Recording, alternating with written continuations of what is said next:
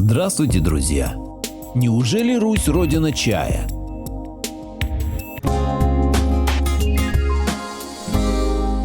Благодарю всех, кто подписался на мой канал и смотрит мои видео. Ссылка на статью в описании. Это для меня совершенно неожиданно, но обо всем по порядку. Какой же русский не любит чай или хотя бы не знаком с этим словом? А со словом чайник, чашка? Вы улыбнетесь снисходительно. Тогда вот, чашка и буквица И. Чревль. Для чаепития и чайной церемонии даже буквица в древней азбуке предусмотрена. Графема чревль образует как бы чашу и олицетворяет базовый способ получения и накопления опыта. Ча в северных районах Китая означает молодой листок. Это слово стало употребляться для обозначения чая в IV-V веке, как раз тогда, когда чай стали изготавливать из этих самых молодых листков. Чуть раньше зародилась и наша азбука. Все это точно не вчера родилось, и отдавать чайный приоритет Китаю и Индии безоговорочно оснований нет никаких. Где-то там в глубинах истории пересеклись культуры наших предков, но не более того.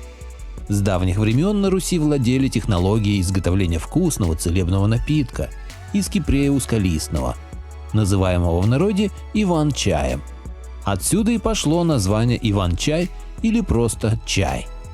С давнего времени сохранились русские слова о русском чае.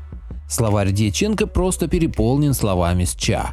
Это ча отнесено русским языком и к чаерождению, и к чародейству. Иван-чай – помощник в мужских проблемах и во многих иных. Он воистину и целебный, и ритуальный напиток. Чаяти – ожидать, надеяться. Вот вам и китайская ча. Как мы говорим, чай свидимся, в смысле надеюсь свидеться. Народные чаяния, народные надежды. На свой чудо-напиток надеялись. Что касается других народов, индийцы, китайцы, они просто переняли у нас название напитка для своей ботаники. А наши переводчики и редакторы истории с этим согласились, если только сами сие и не сотворили. Нас заставили забыть об этом, но ведь именно Русь – родина чая. Что-то из нашего ноу-хау отнесли насчет Рима, а что-то даже в Китай. Дербанят историю без жалости. И тут я не шучу. История Иван-чая упоминается в хрониках еще XII века. В тогдашнем экспортном перечне наш чай значился под названием Копорский чай, по названию селения, основанного Александром Невским. Но культура чайного производства имеет более древнюю историю. Экспортные поставки русского чая опережали тогдашний русский бренд – пеньку, воск и меха. По сути, как сегодня экспорт нефти и газа. И это про чай из Руси. Крепость в Копорье была заложена в 1237 году. Впервые упоминается в новгородских летописях в 1240 году, когда немецкие рыцари Ливонского ордена построили в Копорском погосте деревянную крепость. В 1241 году Александр Невский отбил крепость у немецких рыцарей. При штурме погиб знаменитый богатырь Гаврила Алексич. Софийская первая летопись повествует. В то же лето по возвращению победы великого Александра Ярославича, той же зимою пака приидоша от западные страны Номицы и чуть на вод, и повоевавша все, и дань на них взложивша, и срубиша город в Копорье в отечество великого князя Александра Ярославича. Того же лета поиды князь Александр на немцы, на город Копорье, с новгородцы и вся город, а немцы приведя в Новгород. Копорскую крепость принято считать второй по значимости после Ладоги каменной крепостью на северо-западе. Позднее в XIX веке растение Иван-чай вышло у нас на второе место по экспорту. Англия и Дания покупали тысячи пудов Иван-чая, а в Пруссию и Францию он шел контрабандой. Статья о нем даже вошла в большую британскую энциклопедию. А ведь Англия владела огромными колониями, в том числе Индией, где выращивался обычный чай. Но английские пуритане, которые имели возможность сравнивать и выбирать лучшие в мире сорта, предпочитали Иван-чай. На Руси чай любили не меньше. Он был неотъемлемой частью жизни наших предков. Отобедать понятно всем, а отчаять – отчаяться. Форма построения слов одинакова, а смысл как бы противоположный. Но это было не всегда. Отобедать – это послеобеденное время, когда по русской традиции окончен послеобеденный сон. Тот же смысл имело и старинное слово «отчаять». Помните поговорку «чай не пил, откуда силы», «чай попил, совсем ослаб», «чай пить, долго жить». Послечайный отдых тоже практиковался. Сегодня в России такое вряд ли встретишь, хотя еще в советское время сохранялись чайные, колхозные, солдатские. Культура чаепития Руси развивалась самостоятельно и параллельно с чайной культурой Азии, имея при этом свои национальные чайные церемонии. Церемонились и в Европе. Художников привлекала красивая церемония, а про русский чай молчок. Почему? Великобритания, владевшая огромными чайными плантациями в Индии, покупала ежегодно десятки тысяч пудов капорского чая, предпочитая индийскому чай русский. Так почему же в России прекратилось столь выгодное производство капорского чая? Дело в том, что в конце XIX века его популярность оказалась так велика, что стала подрывать финансовое могущество Ост-Индийской чайной компании, торговавшей индийским чаем. Компания раздула скандал, якобы русские перетирают чай белой глиной, а она, мол, вредна для здоровья. Так владельцы Ост-Индийской компании решили убрать с английского рынка мощнейшего конкурента – русский чай. Компания добилась таки своего. Был снижен закуп русского чая, а после революции в России 1917 года закуп чая в России прекратился полностью. Центр производства русского чая Капори разорился. После развала Российской империи русское чайное дело вовсе предали забвению. В южных районах Китая английские купцы вывозили лист под названием ти, от малайского наречия Южного Китая – те. С того и пошло по миру такое название. А вот в северных районах Китая известно историческое русское слово «чай» как «ча». Чай китайский попал в Россию только в 16 столетии в качестве подарка Ивану Грозному. Ну и сравните даты столетий. Теперь о стратегических достоинствах русского Иван-чая. Начинается история со славянской легенды. За грехи людей боги распространили болезни, начался мор. На мольбы славян откликнулась только одна богиня – купальница. Приплыв ночью по небу на серебряной ладье, она бросила на землю семена лекарственного растения, и уже утром в этом месте зацвел Иван-чай. В крестьянских семьях утром на столе заваривали огромный самовар с этим напитком. Каждый мог в течение дня подойти к самовару, налить себе кружку, тем самым не только утолить жажду, но и восстановить силы. Чай позволял крестьянам легче переносить жару и работать с утра до вечера без еды. Потому и сохранилось странное для современного уха выражение «чаю откушать».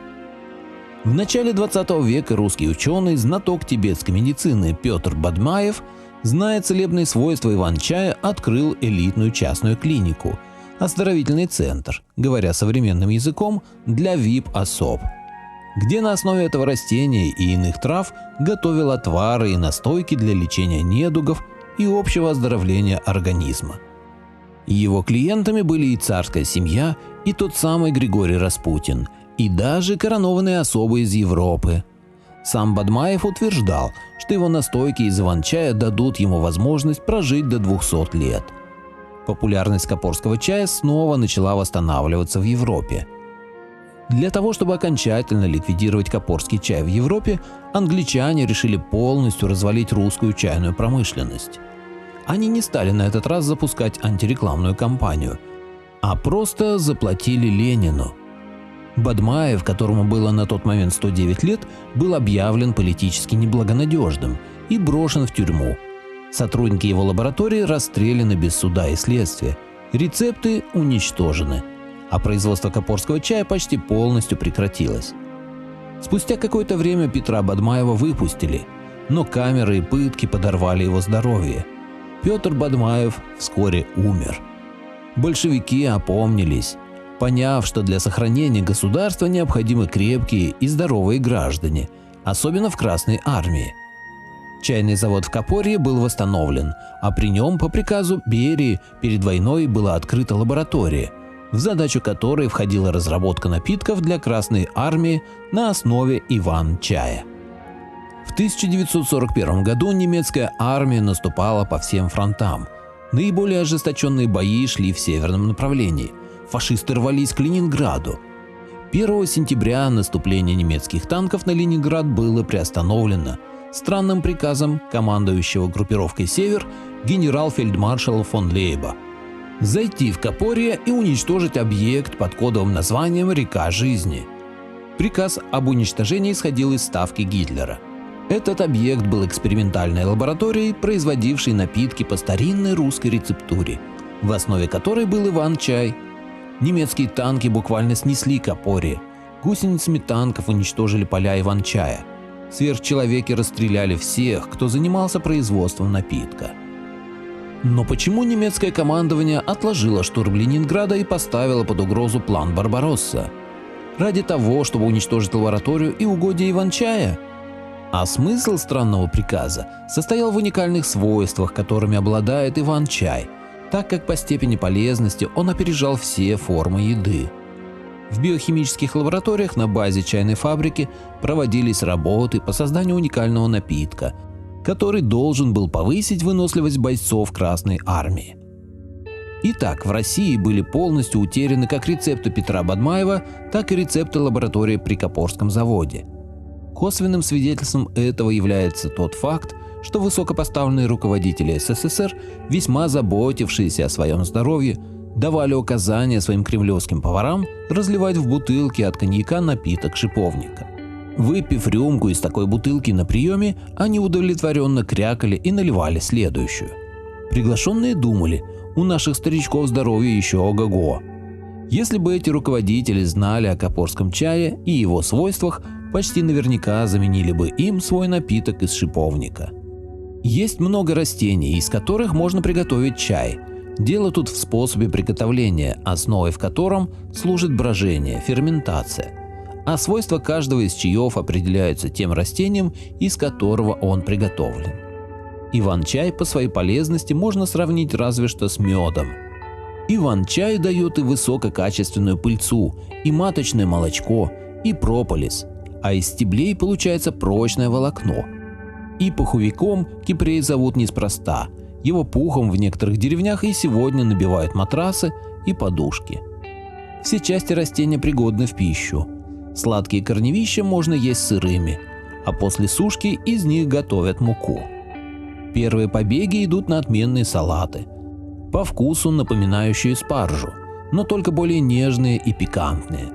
А листья – это и есть знаменитый, неповторимый и ароматный иван-чай, не содержащий кофеина, алкалоидов и пуриновых кислот, первейших загрязнителей организма. Русские люди ежедневно употребляли иван-чай как традиционный напиток и всегда отличались силой, здоровьем, выносливостью, мудростью. Регулярное его употребление способствовало долголетию. Это не реклама, таковы исторические факты. Если сам Берия, занимавшийся решением стратегических вопросов, решал и вопросы напитка из иван-чая, это, конечно, являлось стратегической задачей, а не просто созданием модного пепси-кваса.